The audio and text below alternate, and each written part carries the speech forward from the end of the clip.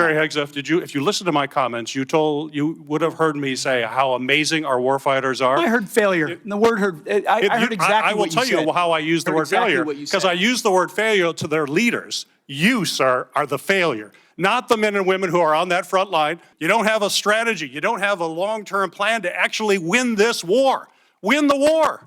The men and women are going to be able to do it, but they need to have leadership. When will you show leadership? We have leadership. When will you show leadership? Why don't you show some leadership and stand up to your fellow Democrats who won't fund the troops, who stand and play partisan politics while you don't give us the money? Moments ago, a fiery hearing wrapping up where both Republicans and Democrats had some tough questions for Joint Chiefs of Staff Chairman General John Raising Cain and the Secretary of Defense Pete Hegseth. You just heard Democratic Senator Gary Peters of Michigan calling Hegseth a failure. Hegseth said that the senator had Trump derangement syndrome. Cain and Hegseth appeared in front of the Appropriations Committee there requesting $87 billion additional dollars. $67 billion of that is for the Department of Defense and the ongoing Iran war. Hegseth also revealed that the American taxpayer has already spent nearly $38 billion on the war so far, which Trump continues to call a conflict.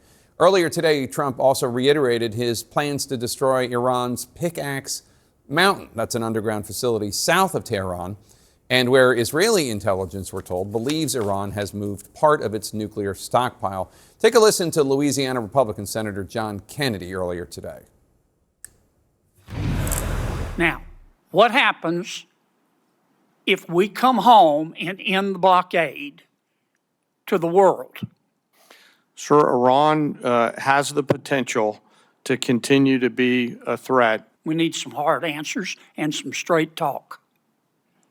What will happen, Pete? Senator, I would agree with the chairman, but the likely outcome is they would try to impose their will on the waterways. We need straight answers. We need straight answers. Do we have the ability to destroy whatever is underneath Pickaxe Mountain? Senator, a lot of our capabilities are classified, but if anybody in the world can reach anything on God's green earth, it's the United States military, the most powerful military in the world. It's all about options and trade-offs. New York Democratic Senator Kirsten Gillibrand, when it was her turn at the mic, pressed Secretary Hegseth on his request for tens of billions of dollars to fund the ongoing war. You are asking for unlimited money for bombs when people can't feed their families. And I don't know how this administration intends to defend those decisions to the American people. Not unlimited bombs, Senator. I'm asking for the right bombs at the right time. The hearing started with General Cain, chairman of the Joint Chiefs of Staff, recognizing the U.S. service members killed in recent days. Secretary Hegseth did not mention the dead in his opening comments. Today, the Pentagon released the identity of the soldier killed during the disposal of an Iranian drone in Iraq. He was 30-year-old Sergeant Michael Emmanuel Swinton. He died on Sunday. General, thank you so much for joining us. I want to play another exchange from the hearing and get your thoughts on it. Take a listen. Are Russia and China helping Iran? And if so, how?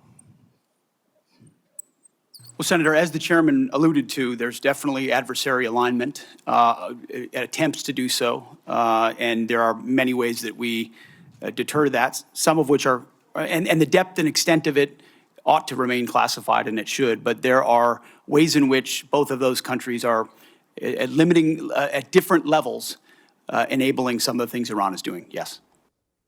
Does that surprise you at all? And what do you think China is doing to enable Iran? Well, thanks, Jake. It's great to be with you again. No, I'm not surprised by this. I mean, I think we should expect that these two principal competitors to us, Russia and China, are going to take advantage of the situation and for their own purposes try to cast us in the best light or make things as difficult as they can. Russia certainly has a relationship with Iran linked to their operations in the Ukraine. And I think that China is primarily motivated by their economic objectives, and they see that the challenge that this war has presented, not just us, but a variety of the globe here, and they are going to make things as difficult as they can for us, of trying to extricate ourselves from this or accomplish our objectives. Israel believes that Iran moved advanced centrifuges and part of its stockpile of highly enriched uranium to Pickaxe Mountain after the 12-day war last June. President Trump said this today. Take a listen. That's where the action is. And we'll be hitting that area probably pretty soon. And there's not a thing they can do about it. Normally I wouldn't say that. If I thought they could do something about it, I would never say that. But we'll be hitting that area pretty soon, and very heavily. Trump insisted that the U.S. had obliterated Fordo last summer, and with it, Iran's nuclear stockpile. We know Pickaxe is a facility deep underground, and it's in central Iran, so a ground invasion would be quite difficult. What do you think is the U.S. military's best chance to destroy that site, Pickaxe? Well, yeah, thanks. Certainly the way that we went after Fordow with our massive ordnance penetrators, that's a capability that was developed specifically for this threat. Of course, we used a lot of those last summer. I don't know exactly what the inventory might be, but we've got to be judicious with the employment of those weapons. So I would imagine with this reporting, we're going to want to confirm everything that we can before we take action. But certainly we have to be concerned about Iran and their commitment to a nuclear weapons program and the time that they had after the strikes last summer to reposition resources and try to reconstitute portions of their program. Last night, the Pentagon spokesperson acknowledged, after lots of media reports and questions, that nearly 100 service members have been injured just since July 7th. There are dozens of unrecorded injuries in the military database. It's called the Defense Casualty Analysis System. I know you know that. That's for our viewers.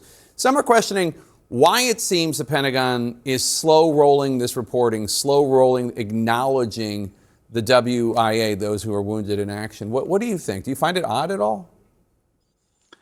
Well, I think it's important for the American public to appreciate the cost that is being paid in these conflicts we're involved with, and the system that you just identified is one that has been designed for that. It should be updated when the numbers change, and it should be publicly available so American citizens do that. I can't begin to explain why the Pentagon would be doing what they're doing. I mean, certainly there probably are some concerns here about trying to prevent Iran from understanding the damage that they may be inflicting on our servicemen and women or on our facilities. That may be a reason for it, but in my view, I think transparency here is really, really critical for the American people to appreciate what's at stake here with this conflict that we're involved in.